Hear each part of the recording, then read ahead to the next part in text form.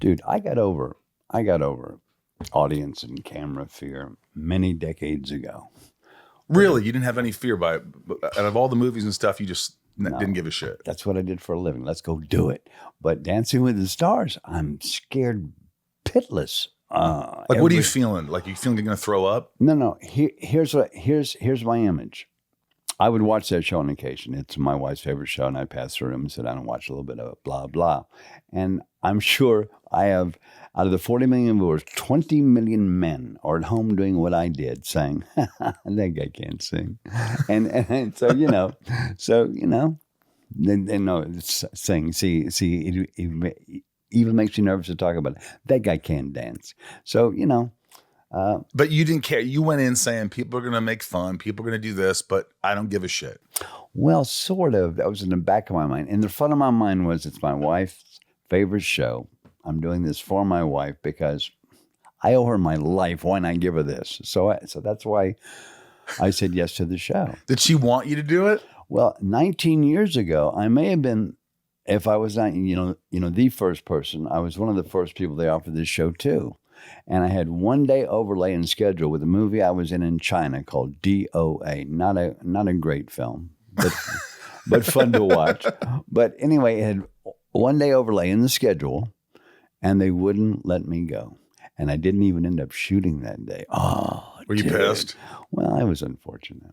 But so 19 years later, they say, want to be on the show? Well, of course. It's my wife's favorite show. I have to do it. So that's what's happened. And when you said yes, she probably was like, what? You're doing this? Yeah, she was happy. She was happy. Yeah, she was. And did she get nervous for you? My wife is my fan club, dude. Yes, she gets nervous. I mean, where do you see yourself? Do you want to just keep doing what you're doing? You love what you're doing. You love where you are at this point. Like, if you say 5 years from now, you want to still be doing what you're doing? Well, I don't have an image anymore because what happened was I'm now into my third generation of the moviegoers or even home movie watchers. I'm in my third generation, especially with Best of the Best, where a dad has told his son and the son has told his son. And they all watch Best of the Best parts 1 and 2.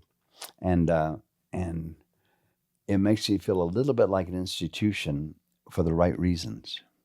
And I like it. And since I know what it means to me to admire somebody, to be admired, I'm so proud of it. I'm just so proud of it that you can admire me for what I do. Thank you.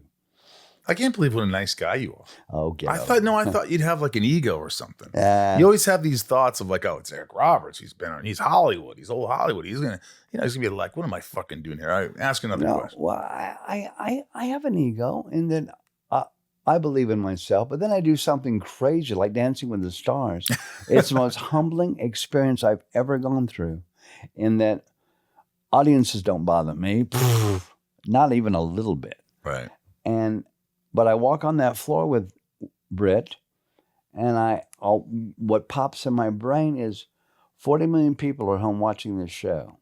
18 million of them are men, and they're doing what I used to do when I walked through the room with my wife, and she's watching the show, and I walk through and I stop and eat my frozen yogurt, watching over her shoulder, going, that guy can't dance.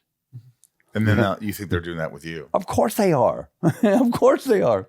And I know that. And it makes me feel very unprepared.